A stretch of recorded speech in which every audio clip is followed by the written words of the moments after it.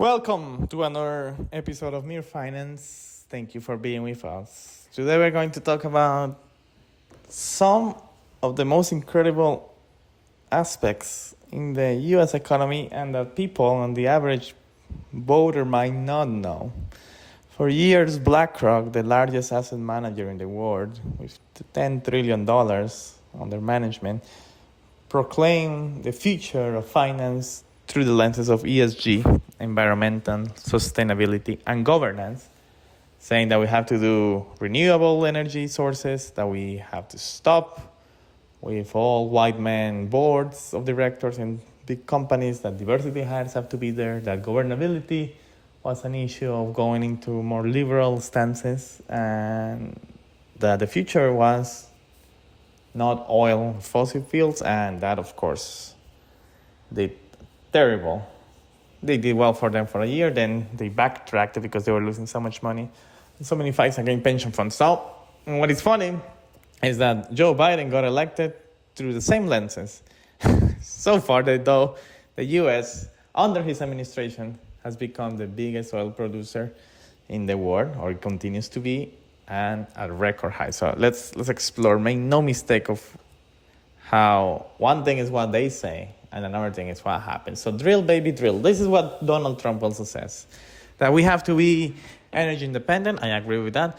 But he's also proclaiming, the energy system in the U.S. is so broken. Under my administration, we're going to drill more and we're going to be the biggest and biggest producer. Well, the thing is, the United States is already the biggest producer, so he cannot take any credit for that.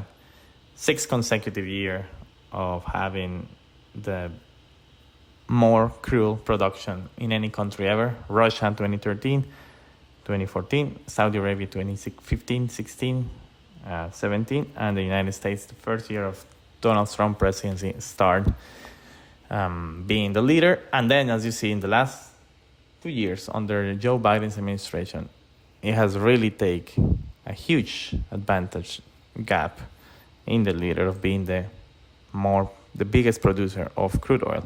And this is incredibly good news, not only for the United States, because it creates energy independence, and in Mere Finance we advocate for that, but because it also brings a lot of stability in the world. So the United States currently has 13 million barrels per day in production, so it's the highest ever. And this actually causes no trade issues. Donald Trump, should he be elected, will probably start already a war with China in the tariff side, like imposing tariffs. Well, it doesn't matter now. It doesn't matter the retaliations of the Chinese or anyone, because energy is the most precious commodity for a country. It's where all the economic output starts.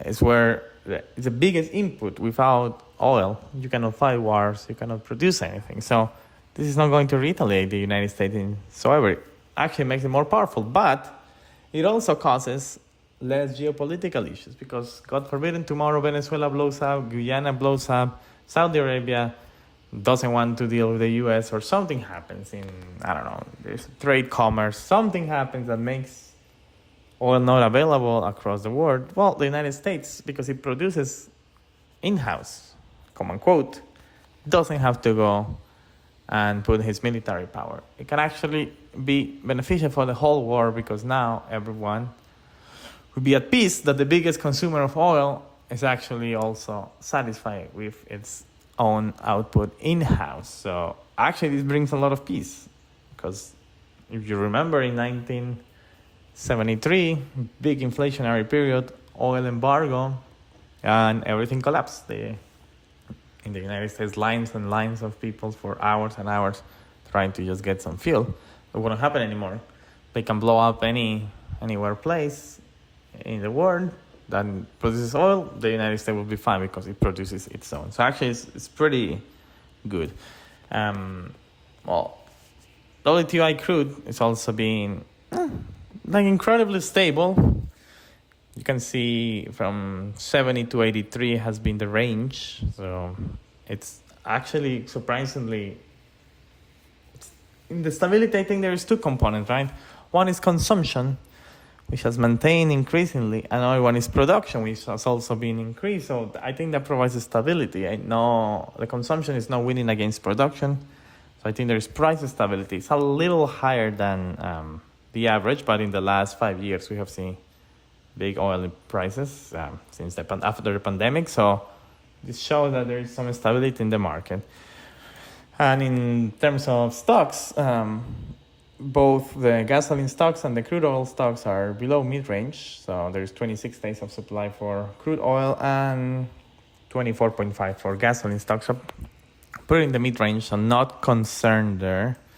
Maybe in crude oil a bit, but you'll get there. But what we care about is also what the EAI's forecast is about world oil consumption, where they say that liquid fuels will increase by 1.1 million barrels in this year, 2024, and 1.6 in 2025, down from the forecast of 1.8 because of China. So China, another issue, not enough consumption, not enough production, is causing oil to drop. But still, you see almost a 50% increase from 1.1 to 1.6 across the world. So that shows that there's still growth prospect across the world.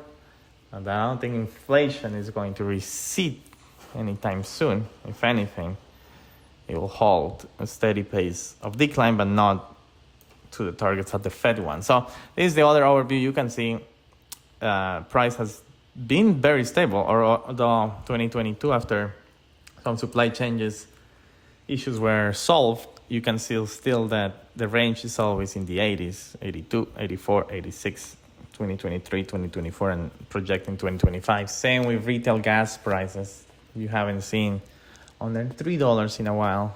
Well, across national, of course, in some states, yes.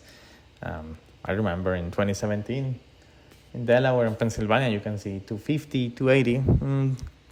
Gone are those days. Now you have to deal with a 330 in the national average. Of course, in the South it's cheaper, and also U.S. crude oil production just increasing and increasing under a Democratic administration.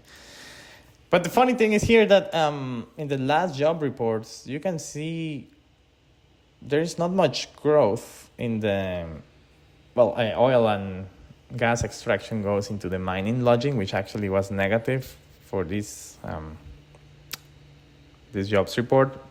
However, if we go deeper in oil and extraction only, you can see that seasonally adjusted, there is some growth from 117,000 employees to 120. But the change it's just kind of flat. So seasonally adjusted, there is some increase, but not to the expectancy that we want. So construction is, though, the leader that we talked about that in our last video, how lumber and construction jobs are just increasing and increasing. But I think we're producing so much oil, 13 million a day.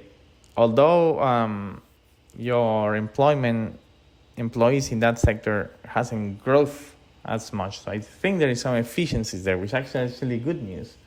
You're producing more oil with the same amount of employees and the scale, right? Of course, the production is increasing, but not with the same amount of employees. You need less employees for each gallon of oil or a gallon of crude oil that you take out. So very interesting ways. I think the U.S. has to continue being the leader of the world in terms of producing. It brings a lot of safety and stability in the world.